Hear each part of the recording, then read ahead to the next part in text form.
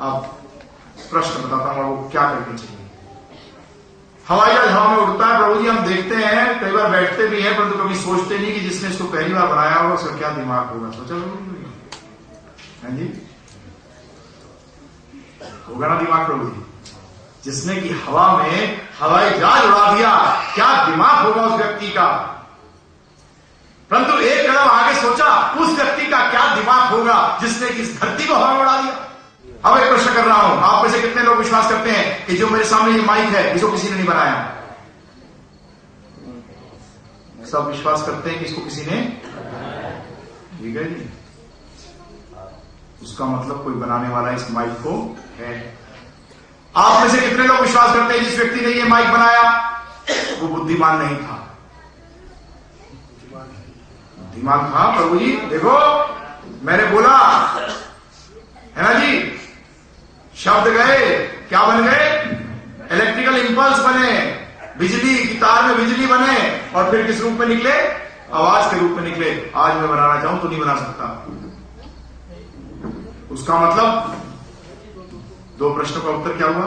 ये किसी व्यक्ति ने बनाया और वो व्यक्ति क्या था? बुद्धिमान था। तीसरा प्रश्न, आप में से कितने लोग विश्वास करते हैं जिस बुद्धिमान व्यक्ति ने इस माइक को बनाया उसके पीछे कोई उद्देश्य नहीं था?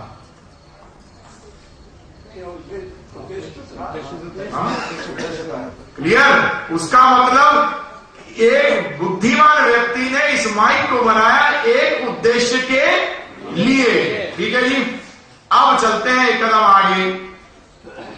जिस सृष्टि की जिसने रचना करी कोई तो होगा। हवा में लटकी हुई है प्रभु जी, अपना शरीर देख लो। माइक की बात करते हो, मेरा अगर गला चला जाए तो ये माइक 100 भी लगा दो तो कुछ बोलेंगे नहीं।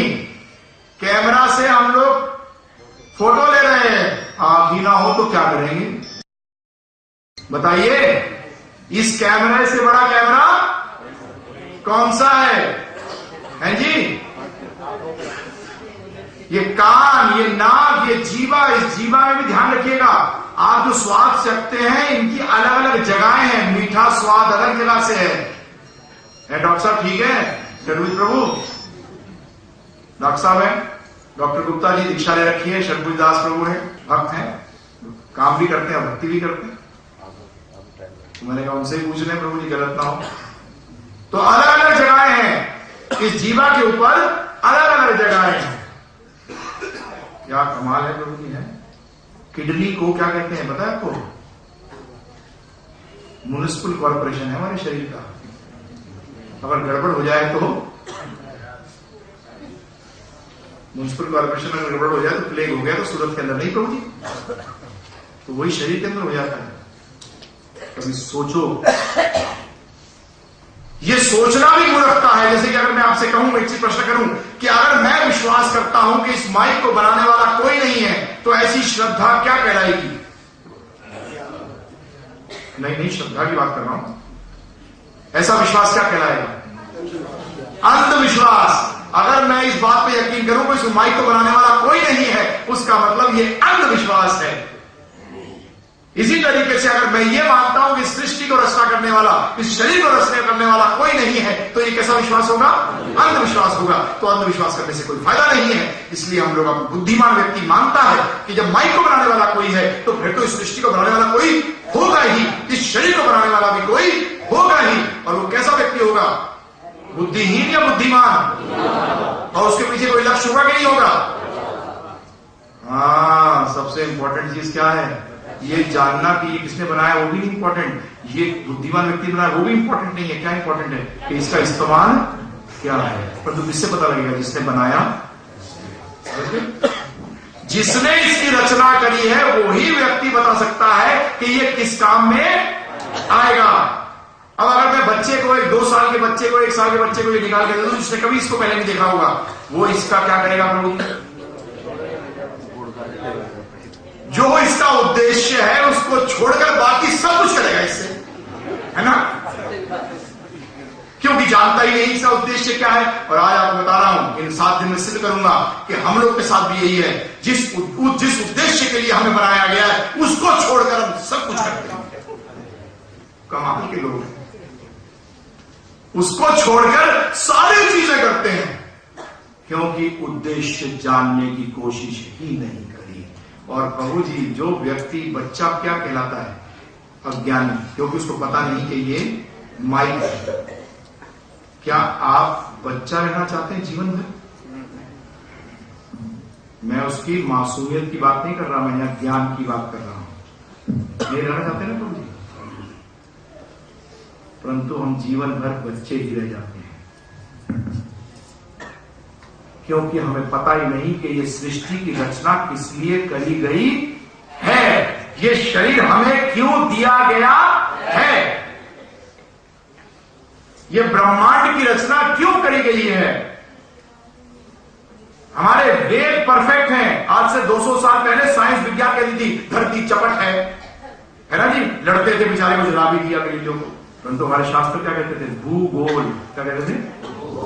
भू क्या है? गोल है। आज एटम मॉलिक्यूल की बात करते हैं, हमारे शास्त्र अणु परमाणु की बात करते हैं। वेदों के अंदर, ऋग्वेद के अंदर बताया जा चुका है कि मोहम्मद भी आएंगे और ईसा मसीह भी आएंगे, ये भी बताया जा चुका है। हमारे शास्त्रों के अंदर पहले बोलते थे विज्ञान वाले कि आग में डालते ही सारे बैक्टीरिया खत्म हो जाते हैं, हमारे शास्त्र कहते हैं नहीं होते। आज ये भी करते हैं, हाँ आग में भी ऐसे बैक्टीरिया होते हैं जो आग में मरते नहीं। हम लोग साइंस में क्या कहते थे? जहां ऑक्सीजन नहीं होगी वहां जीव जिंदा रह ही नहीं सकता।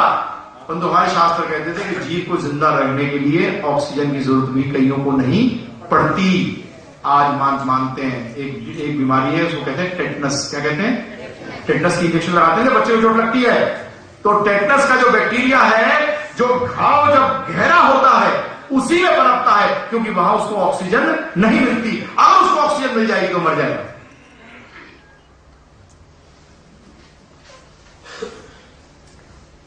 वेद पूर्ण है, इन्हीं वेदों से पता लग सकता है, क्योंकि भगवान की वाणी है। और सृष्टि की रचना किसने करी है? भगवान कृष्ण ने। जब उन्होंने रचना करी है तो उनसे तो जानना चाहिए कि रचना क्यों करी है। आज ये बताइए, बच्चे को अगर आप ब्लेड दे दो, छोटे बच्चे को, तो वो क्या करेगा प्रभु जी? खुद को भी काटेगा, दूसरों को भी काटेगा।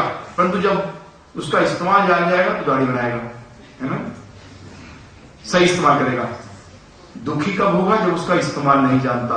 उसका मतलब एक चीज सोचिएगा, आप जब जाओगे ना घर, कि क्या दुखी और टेंशन इसलिए है कि हमें पता ही नहीं कि हमें करना क्या चाहिए इस शरीर के साथ। ये हमें सृष्टि दी क्यों गई है?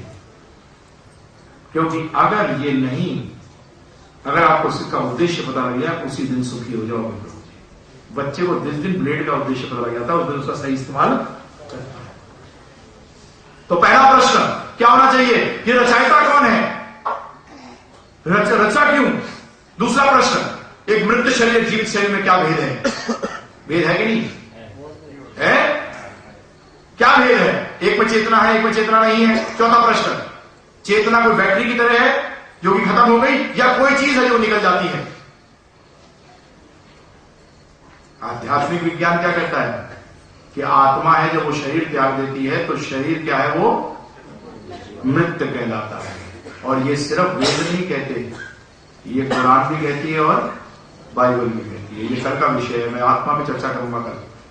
जीव के ऊपर आपको सिद्ध करूंगा शास्त्रों के द्वारा, सामान्य ज्ञान के द्वारा और तर्क के द्वारा, कि हम शरीर नहीं क्या है? आत्मा है। चौथा प्रश्न, मैं आत्मा हूं। अगर मैं आत्मा हूं तो मेरा फर्स्ट क्वेश्चन का जो आंसर है उसके साथ क्या संबंध है? भगवान के साथ मेरा संबंध क्या है? और आखिरी प्रश्न, संबंध जानने के बाद क्या करना चाहिए प्रभु जी? जैसे कि अगर बहुत दिनों बाद कोई मिले, अरे भाई हम तो अब दिनों पे रास्ते चले जाए, बेकार हो गए जानना, है ना?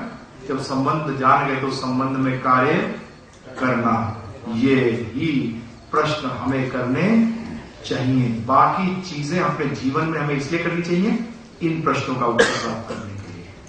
और अंत में इतना बोलते हुए कि ये उत्तर आपको कहां मिलते हैं?